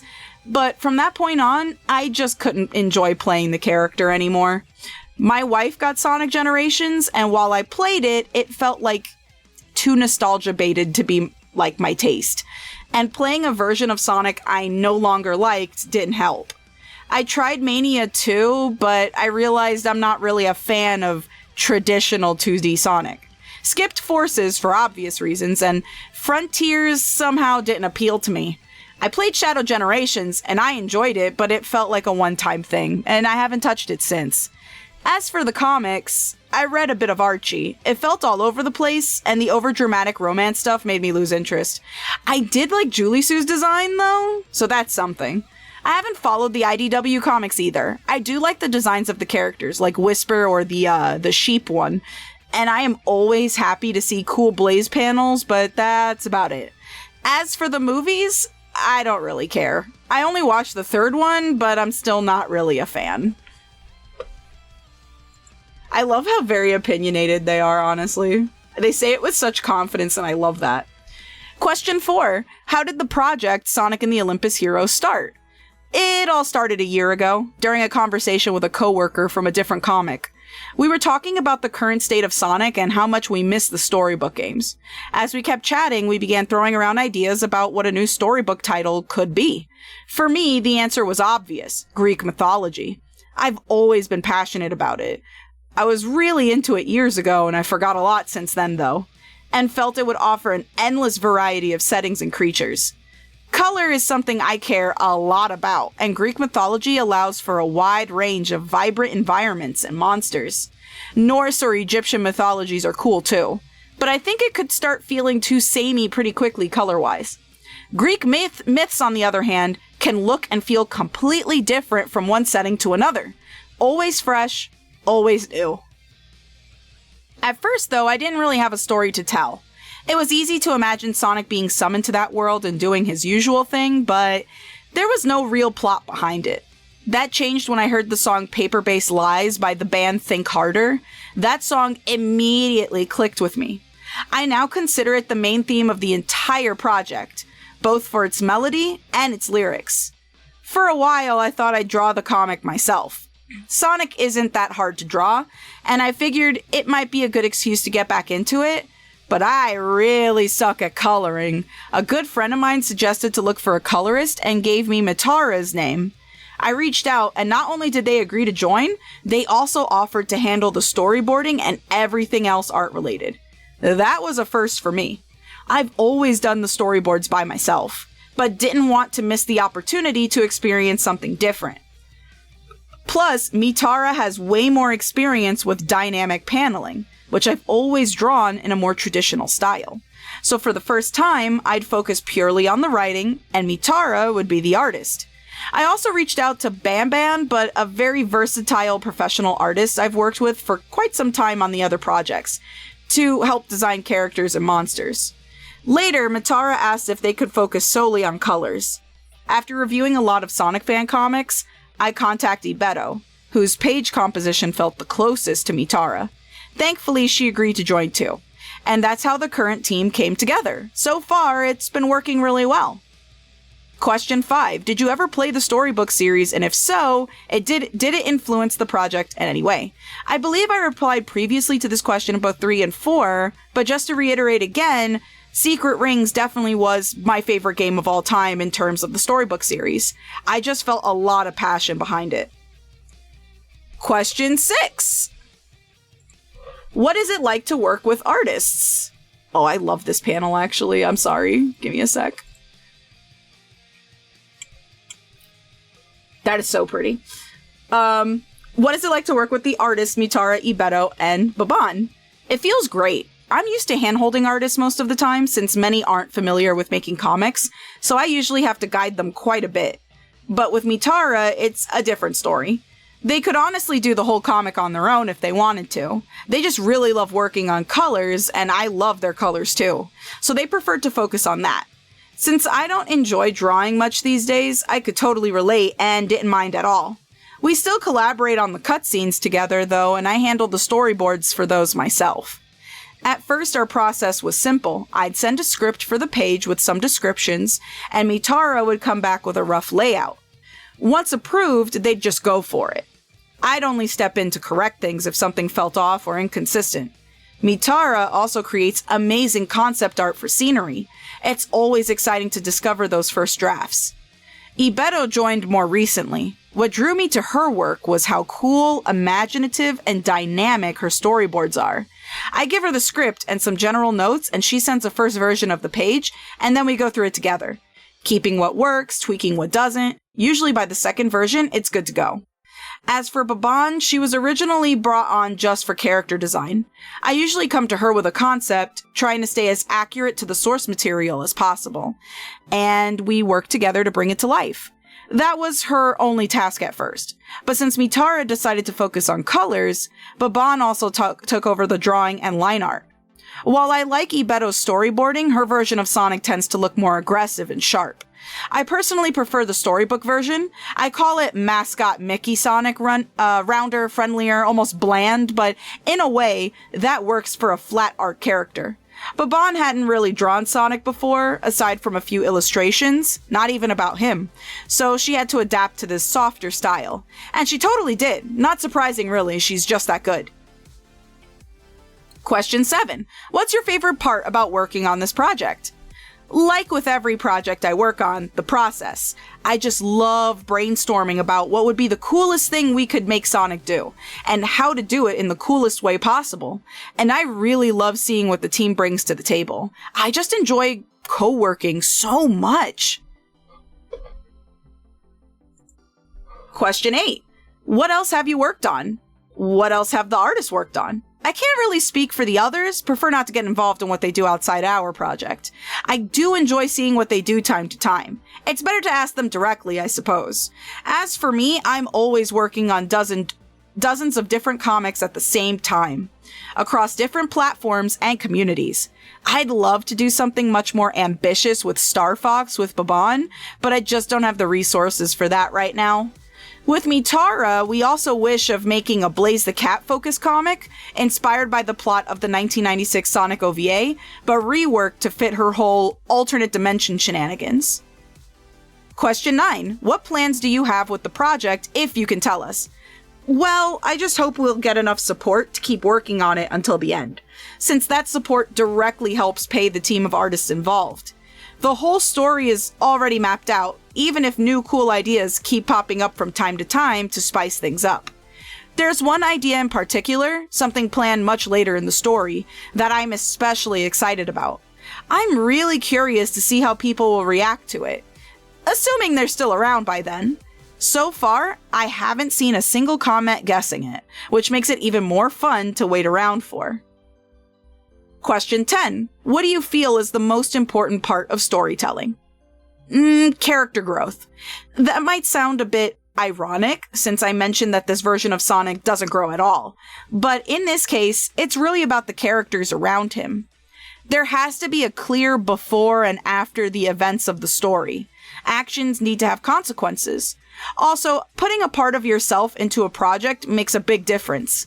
Not necessarily through self-inserts, but by drawing from personal experiences. Things you've truly felt or lived. In the case of this project, with a spoiler-free example, I try to pour in all the joy and wonder I felt while playing Secret Rings. Question 11. Would you work on any other Sonic projects in the future? Well, I did mention a Blaze comic. I'd love to do a whole series about her, since she's my favorite character in the franchise. Mitara's too. Thus why we'd love to do that comic together. In fact, if the pilot for Olympus Hero had failed, Mitara and I were planning to work on the Blaze comic instead. But it turns out they seem to have time for both, so we'll try to make both projects happen if we can. I did consider doing something about Shadow too, had this idea involving time travel, so he could see Maria one last time, even though he wouldn't be able to change anything. But then Generations kind of did that already, and I'm sure fans have written that storyline 1,000 times by now anyway. An old man Shadow story could be cool too. Also written many times already, I'm sure. But yeah, a lot of stuff has already been written, and I prefer to mainly focus on Blaze stuff anyway. I even started building out her kingdom a bit, doing some world building based on real-world cultures. Not sure if any of it will ever be used, but it's fun to play around with. Question 12. Is there any advice you would give to any aspiring writers out there? Don't bother with long stories. Focus on very short ones, just a few pages long. They're easier to start, easier to finish, and way more efficient for gaining experience. Way more rewarding and better for the mind, too. Here's the thing. Imagine you've had this super ambitious story in mind for years. It's exciting, sure, but it's also big. So big, in fact, that you might feel like you should wait until you're good enough to start it. That wait can last a lifetime. Most artists never feel ready. But that's also why they keep improving, which is still a positive in its own way. But let's say you do start it, because you've been thinking mostly about that one project. You probably haven't built up much hands-on experience, so you're likely to make a lot of mistakes. Totally normal. Mistakes are part of the learning process. But in a big project, those mistakes have lasting consequences. If the beginning is weak, you're stuck with it. You keep building on shaky foundations, and that affects everything that comes after, no matter how good it might be. That doesn't happen with short stories. Each one is a fresh start. You're free to experiment, to make mistakes, to improve, without dragging past errors along for the ride. So yeah, short stories, always. Only bother with long stories once you're comfortable enough with the short ones. Personally, I've written tons of short stories, and only recently have I started thinking, maybe I could try a 20-plus page comic. And that's despite already having made some of that went over 100 pages.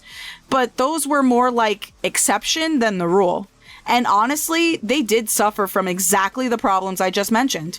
So, no. For your own sake, I would stick to short stories. They kind of seem a bit more promising to start with. Got anything to promote? Where can we follow your work? Well, yeah, any support would be great to help us keep making Olympus Heroes, or maybe that Blaze comic, or even the Star Fox stuff. I really want to do Star Fox stuff. It is very inspiring and very interesting to me. You can find our work on DeviantArt and Twitter, and there's also a Tumblr dedicated to Olympus Heroes that's managed by Ibeto. My main job is to make NSFW comics, though, and I did try to stick with SFW, but I couldn't pay the bills that way. And since they are made to be wholesome and respectful to the source material, as it's mainly love stories about consenting adults doing adult stuff because they love each other, I don't feel any shame about them. Yet I prefer to mention it. While I don't try to hide it, it's not something I'd necessarily scream everywhere for obvious reasons. I'm kind of vague about it, but I do all sorts of stuff, and I dabble in a lot of different genres, so you'll probably see a couple of that work everywhere. But on DeviantArt, you'll see a lot of the concept art as well as character art, and you'll see a lot of the storyboarding on our Twitter. And the Tumblr dedicated to Olympus Heroes will probably have, well, all of the work that we do, all dedicated to it. Aside from that, though, that's pretty much everything. I enjoy working on this comic, and I really, really appreciate everybody's support. I can't wait to see what we do with it in the future. And, yeah, that's kind of the interview with Lummh. They were so wonderful to talk to, and so incredibly sweet. I love the storyboards that they also gave for us to look at, and genuinely, just looking at the concept art alone, it looks like they've got a really good story cooking up here. I'm really happy that more storybook game type projects are coming out, because I feel like it was a concept that could have gone somewhere. I still, with all intents and purposes, believe that a Journey to the West story would have so fit Sonic, and I will die on that hill. But genuinely speaking, I think it's just really awesome that people are taking up the torch to do this. I'm so excited for Dragon's Path, and I am genuinely really excited for Olympus Heroes. If you guys want to follow them, their DeviantArt is with the name Lummh, Lummh. Twitter is also Lummic, Lumic4, and a Tumblr dedicated to Olympus Heroes. It's literally Sonic Olympus Heroes comic at tumblr.com. And I believe we can actually look at their Twitter here. So this is their stuff. And it usually has all of their concept art and all of the rest of the art that they sometimes do. Pony related and Sonic related, which is really cool. And I believe we can look at their DeviantArt. Here we go. So we'll see some of the art as well for that, as well as some stuff for their Patreon. And we can see their Tumblr. And wait till it loads. There's nothing here! Not true, I visited it. Tumblr's always being super weird. Sometimes it loads and sometimes it doesn't. It'll say it's not there, and then I'll type it in again and it'll appear. So anyway, that's the stuff. That's where you can go and support them. They are genuinely fantastic people. So if you can show some support, that would be genuinely very lovely. Go check out their stuff. They could use all of the support. There's a whole team behind this, which are linked onto that. So you should definitely check those out. Hi, Zenny. Welcome in. Honestly, I love that Sonic in this comic feels like Sonic was back then. Yeah, I do too, honestly. I genuinely appreciate that they decided to take an era of Sonic and just make that the basis. I kind of agree with them a little bit. There were some stories that really did benefit over Sonic just being the flat character, that he didn't change, but things around him changed. So I totally get where they're coming at with that. But from what I've seen, they are extremely passionate about this, and even though they're very opinionated on Sonic and where he's going right now, they do still have a love for this character. Obviously can be seen with the work that they've been doing. So if this seems interesting to you, please go support them so that they can keep making pages. So lovely to speak with them, and huge shout out to Lummh for taking the time to answer these questions, even if they couldn't be on stage with us. But I hope you guys enjoyed that little mini interview. Again, appreciate Lummh for taking the time to do that. And then, yeah, we're gonna go ahead and raid out. So let's head back to the main stage. Sweet beans. Alrighty, so let's see who we can go raid. I know today's stream was a bit short, But I just am happy everybody had a good time.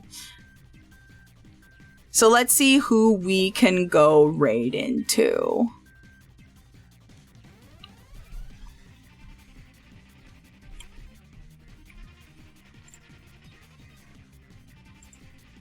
Oh, are they streaming right now? They're doing Uma. Of course we can go see them. We love Uma. Yeah, absolutely, absolutely. Did you have a good time? I did. I did have a good time. There we go. We'll go ahead and start that raid. Awesome. I hope you guys enjoyed the speed run with AF Wagers, and I hope that you guys enjoyed the mini interview with Lummh. Genuinely, a very, very talented content creator and a talented comic book artist / writer. It would be so awesome if you showed them support, guys. They are such lovely people, and they're very passionate about what they do. Aside from that, real quick to go over the schedule for this week, because it is very packed, as you've seen.